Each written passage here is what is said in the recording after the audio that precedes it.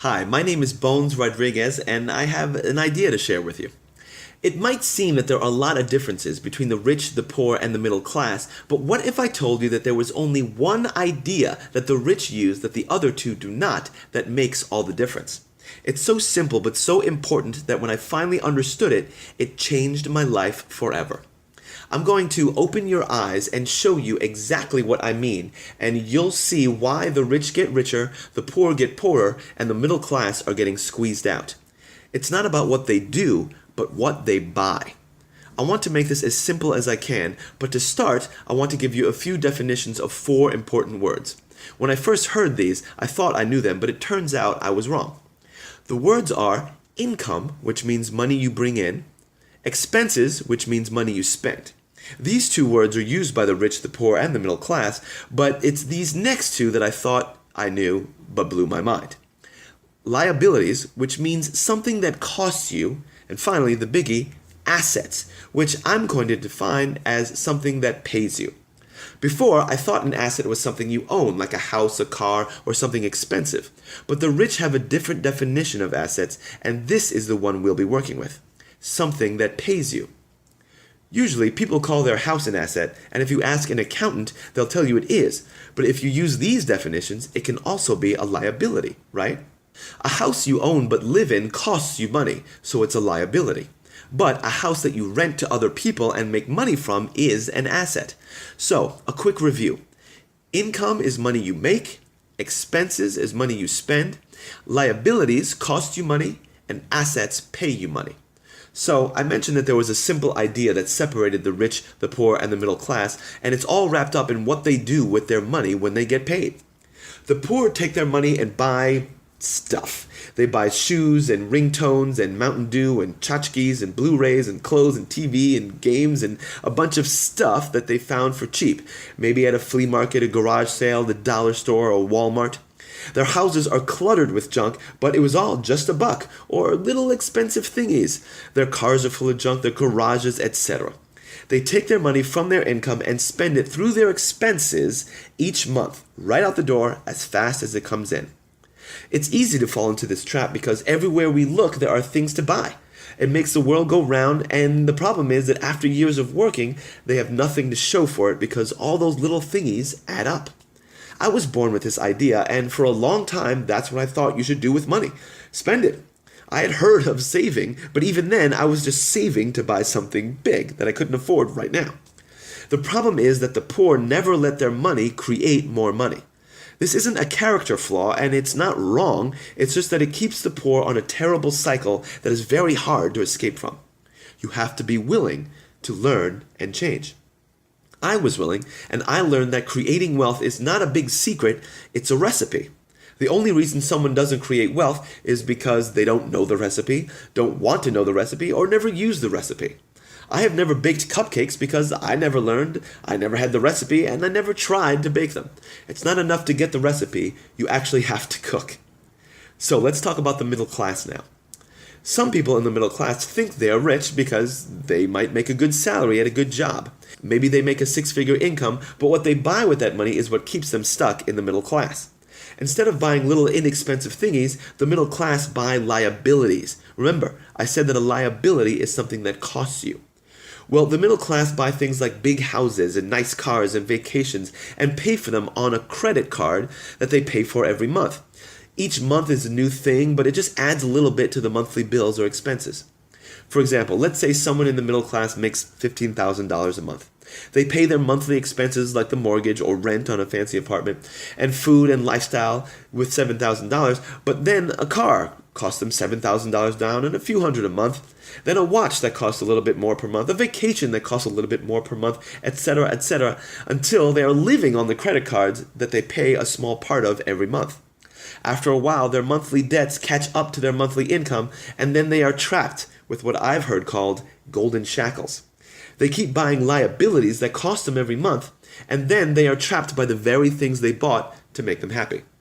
Now they're stressed out because they have to make more money next year for the kids' schools or the next vacation or whatever, and they put those liabilities on credit. The poor and the middle class get trapped because they also get into a situation where they only make money by trading their time for it. Either their body or their knowledge get traded for the money they make, and there are only 24 hours in a day. Whether you make $10 an hour or $1,000 an hour, you still have to trade that hour for it. A fast food worker still has to serve food, a dentist still has to see patients. This is when their second job comes in.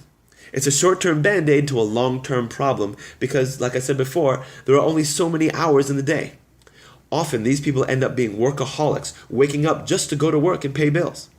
And before I continue, I want you to know that you can make a lot of money but still be a poor person because of how you spend it. But here's the critical difference for the wealthy.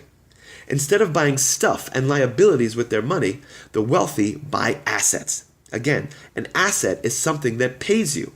Now this blew my mind when I first heard it because I had no idea you could even do that. Buy something that pays you? It made no sense at first, so I chose to keep learning. Here's what I found out. The wealthy buy assets. These assets pay them money, which they use to buy more assets, which makes them more money. The assets make them money instead of their time. Here are a couple of assets you might have heard of. Stocks, bonds, real estate. Now when I heard this, I said, oh, investing. Of course, the rich buy investments. Well, duh. And the person who taught me this asked me, well, what is an investment? And I said, well, it's something you buy, and then you hope it goes up in value, then you sell it for more money, right? And he said, no, that's trading. That's gambling, and that's what the poor and middle class think investing is. They are wrong. Then he asked me, would you like to know how rich people define investing? I said, yes. And he said, I actually already told you. They buy assets. Instead of buying something that you hope goes up in value after time goes by, the rich buy assets that pay them now. You see, they buy stocks that pay a dividend now. It pays them money every month. They buy bonds that pay them every month. They buy real estate that pays them every month. Like I said before, not a house that you live in, hoping it goes up in value in 10 years, but a house that you rent out now to people who pay you every month. But there were two other kinds of assets that I want to talk about now. The first is education. And education can be a kind of asset if you learn how to do something and you can use it to make more money. There's an old saying, if you think education is expensive, you should see how expensive ignorance is. But where the rich really make their difference is when they buy or create an asset that is a business, especially a business that can create passive income. When you can build up a business to where it pays you even after you stop working in it, then you have a true asset. It's what the real wealthy people do, and it doesn't have to be some multinational corporation. A great example of this kind of business is a simple vending machine. If you have a vending machine in a place with a lot of traffic, then people come and buy candy, and you just collect the money. Sure, you might pay for the candy and pay for someone else to restock it, but all you do is get the machine and get the money, and then buy another machine, and then get the money and buy another machine over and over. Warren Buffett did this with old pinball machines, and now he's one of the wealthiest people on the planet. He started with pinball machines, but now he buys big businesses that pay him monthly. Same recipe, different ingredients. If you, like me, feel excited now that you've learned this, and here's where you come in. Years ago, I came across these ideas when I was working a day job. I'm an actor, and you've seen me on TV now, but back then I was just working to pay the bills. I got jobs answering phones, temping, whatever, doing things just for money so I could pay bills on the liabilities and stuff that I had bought. Then someone shared these ideas with me, and I wanted a change enough that I chose to keep learning. Now things are entirely different. I spend my time doing what I want to do. I've been on TV, I've written books, and I decided to take action when I had the chance to build a passive income business online. An online asset. Kind of like an online vending machine, if that makes sense.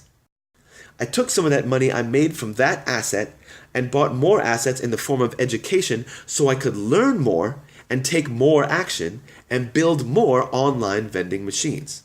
I started telling people about what I had learned, but I found that you can't understand any of this stuff unless you're really looking for a solution, you're open to hearing one, and feel excited about the idea now. When I was poor, spending all my money and time on stupid stuff, I was open when someone asked me if I wanted to make some more money, if I wanted to learn how to make some more money. I answered a very hype-filled ad and was willing to research, take action, and it changed my life forever. So on the next page is a passive income business asset that I use to make money with. Now remember, the poor buy stuff, the middle class buy liabilities, and the wealthy buy assets. Preferably businesses that pay you money, then take that money and buy another asset that produces more money. That's the recipe for wealth. I really hope you learned a few things from this video and you choose to join us now on the next page. I'm Bones Rodriguez. Bye-bye.